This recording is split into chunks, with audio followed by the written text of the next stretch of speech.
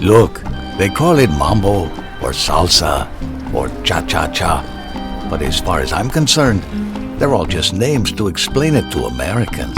To me, it's all got one name, Cuban music.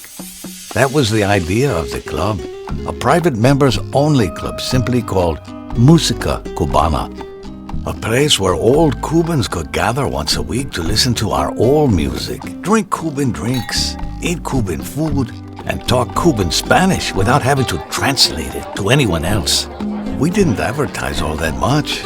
We just went boca a boca, word of mouth, and within 6 months we were filling the club every Thursday night. After a year or two, we were able to buy our own place, all paid for by members' dues. I can't tell you how much I used to look forward to my evenings at Musica Cubana. It wasn't just the music or the food. It was that feeling of home. Old friends, old guys who looked like they were old friends, and the chatter, loud chatter in Cuban Spanish. Yes, that's right. Not your mainland Spanish, but our Spanish. Slang, curses, laughter, jokes, old Cuban. I don't know about you, but my English is not so great. I can write fine, but when I have to speak it, I clam up. Even Luis, who teaches English literature at a college somewhere, even he has a heavy English accent and still expresses himself better in Cuban. The moment you opened the door to Musica Cubana, your guard would come down and the Cuban hidden inside would just bubble over. It's such a beautiful feeling.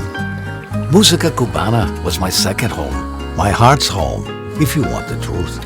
I love my wife and my kids, but hanging at Musica Cubana was like being weightless until the guests arrived.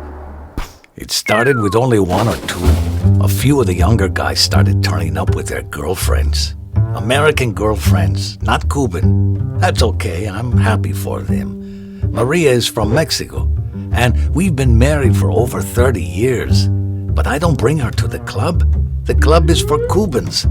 Not only that, these guests, they don't speak Spanish. That's okay too. But now, if you're sitting at a table with these folks, all of a sudden it's rude to speak in Spanish. They wouldn't be able to understand. At Musica Cubana, suddenly I have to speak in English. Soon enough, the number of guests starts to rise. More and more gringos and gringas needing translations. Got to be inclusive, man, they tell me. They tell me we got to change the signs on the bathrooms because now not everyone understands the Spanish. It's crazy. It's getting like I don't recognize the place anymore.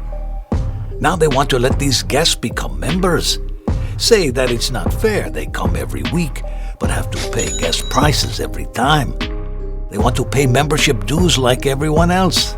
I'm okay with that. I don't want to exploit anybody. You come here regularly, you should get equal rights. Only thing is, once you're a member, you get to vote in the AGM, Annual General Meeting. You get to have a say about what music we play, what food we eat, what language we speak in the club. So what happens when they become the majority? What happens when they want to play American rap instead of Compe Segundo and Dico Saquito? I'll go crazy.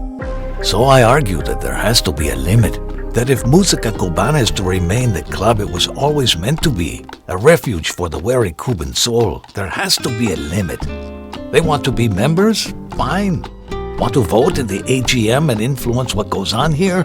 Fine. Make them full members. But I just say we should fix down a few things. Some things you can't change, even if these new members vote for it. A way for keeping Musica Cubana true to its soul. A constitution, if you like.